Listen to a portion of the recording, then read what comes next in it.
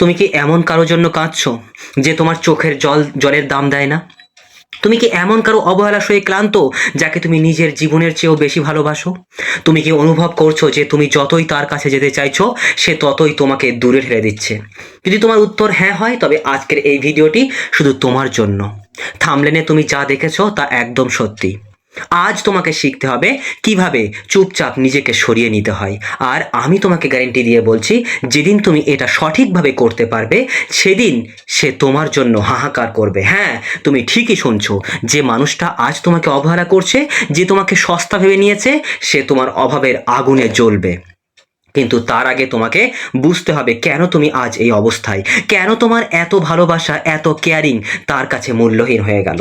আমি জানি তোমার মনের ভেতরে এখন ঝড় চলছে।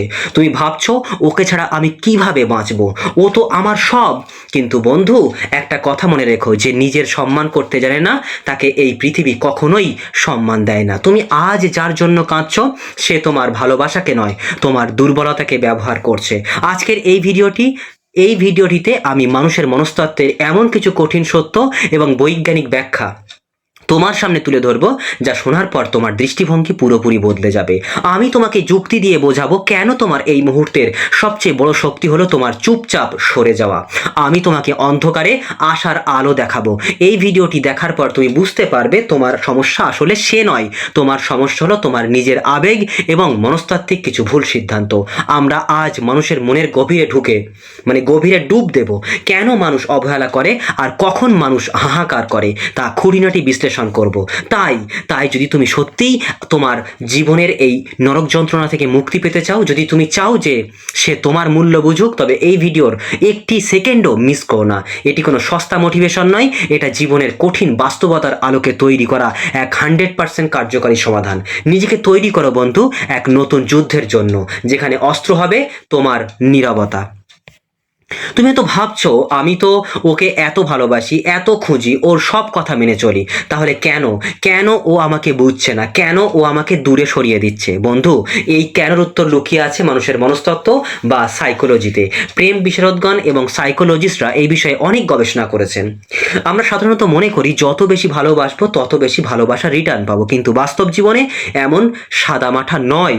চলো আমরা খুঁটিনাটি বিশ্লেষণ করে দেখি সমস্যাটা ঠিক কোথায় হচ্ছে। তো প্রথম সমস্যাটা তোমার অতিরিক্ত ভালোবাসা থেকেই শুরু হয়। তুমি ওর জন্য সবসময় অ্যাভেলেবেল থাকা, ও যখনই ডাকে তুমি দৌড়ে যাও, ও যখনই মেসেজ করে তুমি সাথে সাথে রিপ্লাই দাও। তুমি মনে করছো এটা করে তুমি তোমার ভালোবাসার প্রমাণ দিচ্ছ, কিন্তু সাইকোলজি বলছে তুমি আসলে তোমার ভ্যালু কমিয়ে দিচ্ছ। মানুষের স্বভাব হলো যা সহজে পাওয়া যায় মানুষ তার কদর করে না। এটা একটা কথা ভেবে দেখো, সোনার দাম এত বেশি কেন? কারণ সোনা সহজে পাওয়া যায় না। আর বাতাসের দাম নেই কেন? কারণ বাতাস সর্বত্র আছে। তুমি ওর কাছে আজ অক্সিজেনের মতো হয়ে গেছো। ও জানে তুমি আছোই, তাই ও তোমাকে নিয়ে ভাবে না। এই বিষয়ে বিখ্যাত শিক্ষাবিদ চাণক্য একটা দারুণ কথা বলেছিলেন। তিনি বলেছিলেন অতিরিক্ত সরলতা মানুষকে বিপদে ডেকে আনে। যেমন বনের সোজা গাছটিকে আগে কাটা হয়। তুমি ওর কাছে অতিরিক্ত সোজা এবং সরল হয়ে গেছো। ও জানে ও তোমাকে যেমন খুশি ব্যবহার করতে পারে, তুমি কোথাও যাবে না। এই নিশ্চিন্ততাই ওকে তোমার অবহেলা করার সাহস দেয়। সাইকোলজিতে জেগ্রাইন এফেক্ট নামে একটা তত্ত্ব আছে। এটা কি জানো? মানুষ সেই জিনিসগুলো বা সেই ঘটনাগুলো বেশি মনে রাখে যা অসম্পূর্ণ রয়ে গেছে। সম্পূর্ণ হয়ে যাওয়া জিনিসের প্রতি মানুষের আকর্ষণ কমে যায়। তুমি যখন তোমার ভালোবাসার সবটুকু, তোমার সব আবেগ ওর সামনে উজাড় করে দাও, তখন ওর কাছে জানার বা পাওয়ার আর কিছু বাকি থাকে না। তোমার ভালোবাসার বইটার সব পাতা ও পড়ে ফেলেছে, তাই ওর আর কোনো আগ্রহ নেই। তুমি একটা ধাঁধার মতো হও, যার সমাধান ও এখনো করতে পারেনি, কিন্তু তুমি ওর সামনে জলের মতো পরিষ্কার। তুমি কি ভাবছো তুমি ওকে কতটা মিস করছো? সব ও আগে থেকেই জানে। এই যে নিশ্চিন্ততা হলো ভালোবাসার সবচেয়ে বড় শত্রু।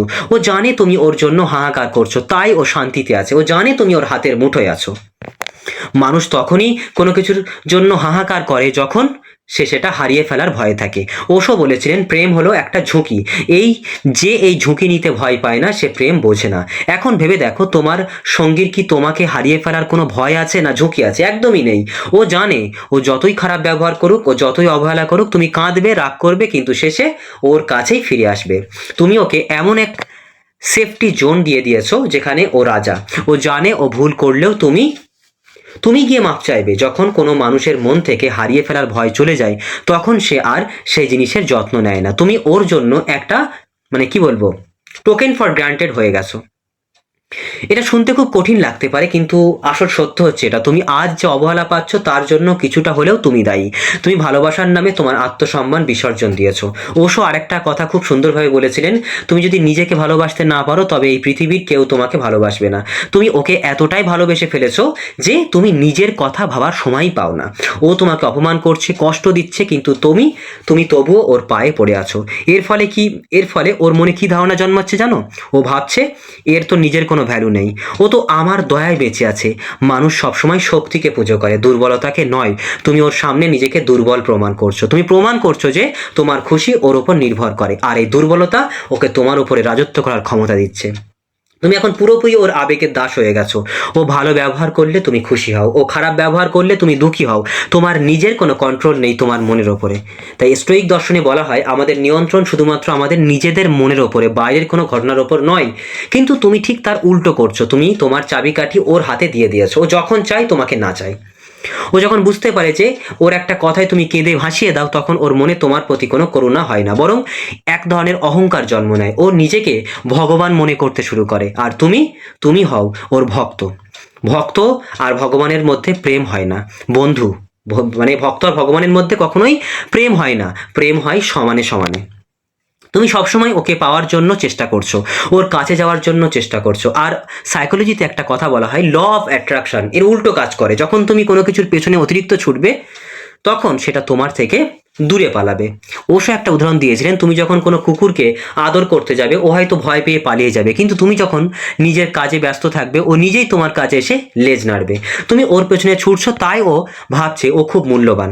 ও ভাবছে আমি এত ডিম্যান্ডিং, তাই ও আমার পেছনে দৌড়াচ্ছে। তুমি যদি আজ দৌড়ানো বন্ধ করে দিতে, তাহলে ও অবাক হতো। ও ভাবতে বাধ্য হতো কেন ও আমার পেছনে আসছে না। এই প্রশ্নটাই ওর মনে শান্তি কেড়ে নিত। কখনো কখনো সমস্যা তোমার ভালোবাসায় থাকে না, সমস্যা থাকে মানুষটার মধ্যে। হেলেন ফিশার একজন বিখ্যাত নৃবিজ্ঞানী এবং প্রেম বিশারদগণ প্রেমের সাইকোলজি নিয়ে অনেক গবেষণা করেছেন। তিনি বলেছেন যে ভালোবাসার সময় আমাদের মস্তিষ্কে ডোপামিন নামক এক ধরনের কেমিক্যাল নিঃসৃত হয়, যা আমাদেরকে অন্ধ করে দেয়। তুমি হয়তো এমন কোনো মানুষের জন্য কাঁদছো যার ব্যক্তিত্বই ত্রুটিপূর্ণ। সে হয়তো নার্সিস্ট বা এমন কেউ যে শুধুমাত্র নিজেকে ভালোবাসে। এমন মানুষ কখনো অন্যের ভালোবাসার কদর করতে পারে না। তারা শুধুমাত্র মানুষকে ব্যবহার করতে জানে। তুমি ভাবছো তোমার ভালোবাসা দিয়ে তুমি ওকে বদলে দেবে, কিন্তু সত্য হলো তুমি কাঁচকে কখনো হিরো বানাতে পারবে না। যদি সে ভুল মানুষ হয়, তবে তুমি যতই চেষ্টা করো ফলাফল শূন্যই আসবে। কাঁচকে কখনো হিরে বানানো যায় না। তাহলে বন্ধু, তুমি কি বুঝতে পারলে সমস্যাটা কোথায়? সমস্যাটা তোমার ভালোবাসায় নয়, তোমার ভালোবাসার উপস্থাপনায়। তুমি তোমার সবটুকু ওকে দিয়ে দিয়েছো, তাই ওর পাওয়ার আর কিছু বাকি নেই। তুমি তোমার আত্মসম্মান হারিয়েছো, তাই ওর চোখে তোমার কোনো মূল্য নেই। তুমি ওর জন্য সবসময় অ্যাভেলেবেল, তাই ও তোমাকে সস্তা ভেবে নিয়েছে। ওশো, চাণক্য, স্টোইক দর্শনে এবং সাইকোলজি সবাই এক কথাই বলেছে, তুমি যা করছো তা করে তুমি কখনোই ওর ভালোবাসা বা গুরুত্ব পাবে না, বরং ও তোমাকে আরো ঘৃণা করবে, আরো অবহেলা করবে। এই অন্ধকার কুঠুরিতে বসে থাকা আর কতদিন বন্ধু? আর কতদিন অন্ধকার ঘরে বসে থাকবে? আর কত রাত চোখের জলে বালিশ ভেজাবে? এই জীবন কি শুধুমাত্র ওর অবহেলা সহ্য করার জন্য? না, তোমাকে এই অবহেলা থেকে, এই অবস্থা থেকে বেরিয়ে আসতে হবে। তোমাকে বুঝতে হবে যে এই পৃথিবী যেমন সাইকোলজির নিয়মে চলে, তোমার সম্পর্কটাও সেই নিয়মে চলে। তুমি ভুল নিয়মে খেলছো, তাই তুমি বারবার হারছো। কিন্তু আজ থেকে খেলা বদলাবে। আজ থেকে তুমি আর ওর অবহেলার শিকার হবে না। আজ থেকে তুমি হবে তোমার জীবনের চালক। আজ থেকে তুমি এমন কিছু করবে যা ও কল্পনাও করতে পারবে না। আমি তোমাকে গ্যারেন্টি দিচ্ছি, যেদিন তুমি এই নিয়মগুলো তোমার জীবনে প্রয়োগ করতে পারবে, সেদিন পাশা উল্টে যাবে। তো আমরা প্রথমেই জানলাম যে কেন সমস্যাটা হচ্ছে। এটা জানাটা খুব জরুরি ছিল, কারণ রোগ না জানলে যেমন চিকিৎসা করা যায় না, তেমনি সমস্যার কারণ না জানলে সমাধান করাও সম্ভব নয়। এখন তুমি জানো যে তোমার কোন কোন আচরণ তোমাকে ওর কাছে সস্তা বানিয়েছে। এবার সময় এসেছে আসল অ্যাকশনের। এবার সময় এসেছে নিজেকে এমনভাবে প্রস্তুত করার যেন ও যখন তোমাকে দেখবে ও অবাক হয়ে যাবে। ও ভাবতে বাধ্য হবে এই মানুষটাকে আমি এত অবহেলা করেছিলাম। কিন্তু কিভাবে করবে তুমি এটা? কিভাবে তুমি নিজেকে চুপচাপ সরিয়ে নেবে? কিভাবে তুমি রিভার্স সাইকোলজি ব্যবহার করবে? কিভাবে তুমি তোমার আত্মসম্মান ফিরিয়ে আনবে? আর সবচেয়ে বড় কথা কি, সেই জাদুকরী কাজগুলো যা করলে ও তোমার জন্য সত্যি সত্যি হাহাকার করবে, সেগুলো কি? আমি 100% গ্যারেন্টির সমাধান আমি জানবো। কিন্তু তোমাকে একটা শপথ করতে হবে, তুমি যা শিখলে তা মন থেকে অনুভব করবে, তুমি নিজেকে প্রস্তুত করো সেই পরিবর্তনগুলোর জন্য। এই ভিডিওটি কি বললাম এখানে কিন্তু শেষ নয়, এটি তোমার নতুন জীবনের গল্প। তাই তোমাকে আমি পুরো বিষয়টা স্টেপ বাই স্টেপ বলছি, একেবারে মন খুলে শুনে নাও বন্ধু। অনেক হয়েছে চোখের জল ফেলা, এবার চোখ মোছো, কারণ আজ থেকে তোমার কান্নার দিন শেষ আর ওর হাহাকারের দিন শুরু। আমি তোমাকে এমন কিছু সাইকোলজিক্যাল স্টেপস বলবো যা তুমি যদি অক্ষরে অক্ষরে পালন করতে পারো, তবে পৃথিবীর কোনো শক্তি নেই যে তোমাকে ছোট করে দেখে। প্রথম কাজ, একদম চুপ হয়ে যাও, কোনো ঝগড়া নয়, কোনো কৈফিয়ত নয়, কোনো কান্নাকাটি নয়। ও যখন তোমাকে অবহেলা করছে, তুমি তখন ওর সামনে গিয়ে বারবার প্রমাণ করার চেষ্টা করেছো যে তুমি ওকে কতটা ভালোবাসো। এটা বন্ধ করো, এটা বন্ধ করো। চাণক্য বলেছিলেন, নীরবতা হলো শ্রেষ্ঠ অলংকার এবং শ্রেষ্ঠ অস্ত্র। তুমি যখন হঠাৎ করে চুপ হয়ে যাবে, তখন ওর ভেতরের একটা অদ্ভুত অস্থিরতা তৈরি হবে। ও ভাববে, কি রে, যে সারাদিন আমায় মেসেজ করতো, যে আমার অবহেলা সয়েও পড়ে থাকতো, সে হঠাৎ গায়েব হয়ে গেল কেন? মানুষের মন অনিশ্চয়তা সহ্য করতে পারে না। তোমার এই নীরবতা ওর মনের ভেতরে হাজারটা প্রশ্ন তৈরি করবে, আর এই প্রশ্নগুলোই ওকে তোমার কথা ভাবতে বাধ্য করবে। আর এটাকে বলে রেডিও সাইলেন্স। আজ থেকে ওর কোনো পোস্টে লাইক নেই, কোনো স্টোরি দেখা নেই, কোনো ফোন বা মেসেজ নেই, একদম অদৃশ্য হয়ে যাও।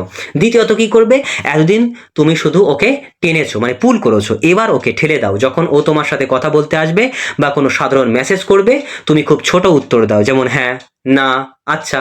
কোনো ইমেজই নয়, কোনো আদিক্ষেতা নয়। ওকে এটা বুঝিয়ে দাও যে তোমার জীবনে ওর গুরুত্ব এখন শূন্যের নিচে। ও যখন দেখবে যে ও চাইলেই তোমাকে আর আগের মতো প্রভাবিত করতে পারছে না, তখন ওর ইগোতে আঘাত লাগবে। সাইকোলজি বলে, মানুষ যা পায় না তার পেছনেই বেশি ছোটে। তুমি যখন নিজেকে ধরাছোঁয়ার বাইরে নিয়ে যাবে, ও তখন তোমাকে পাওয়ার জন্য মরিয়া হয়ে উঠবে। নিজেকে মানে চুপচাপ সরে যাওয়ার মানে এই নয় যে তুমি ঘরে খিল দিয়ে কাঁদবে, না। এই সময়টা তোমাকে ব্যয় করতে হবে নিজের ওপর।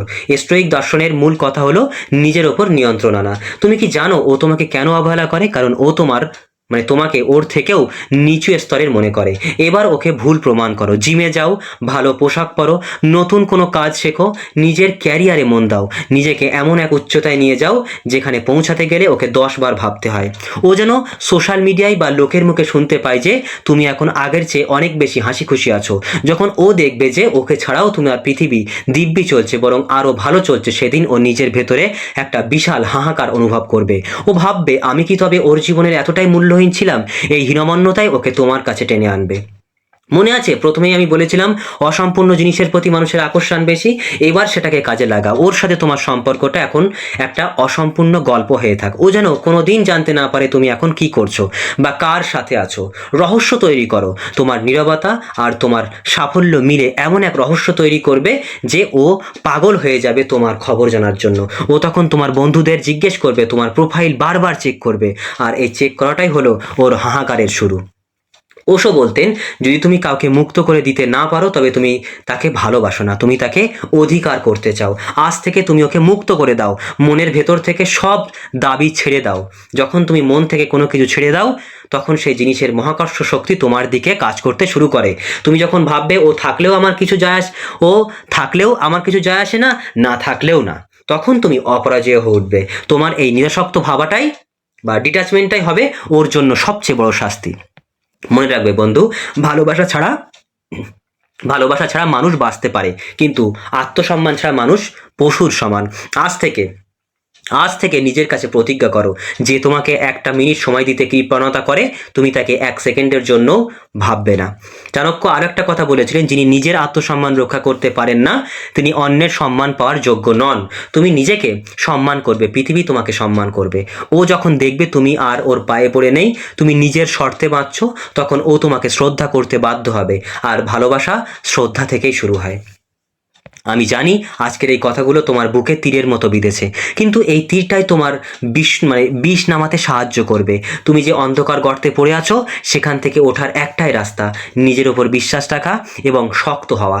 আমি তোমাকে 100% গ্যারেন্টি দিচ্ছি, যদি তুমি আজ থেকে এই চুপচাপ সরে যাওয়ার কৌশল আর নিজের ওপর কাজ করার জেদ বজায় রাখতে পারো, তবে সেই মানুষটা একদিন তোমার জন্য হাহাকার করবেই করবে।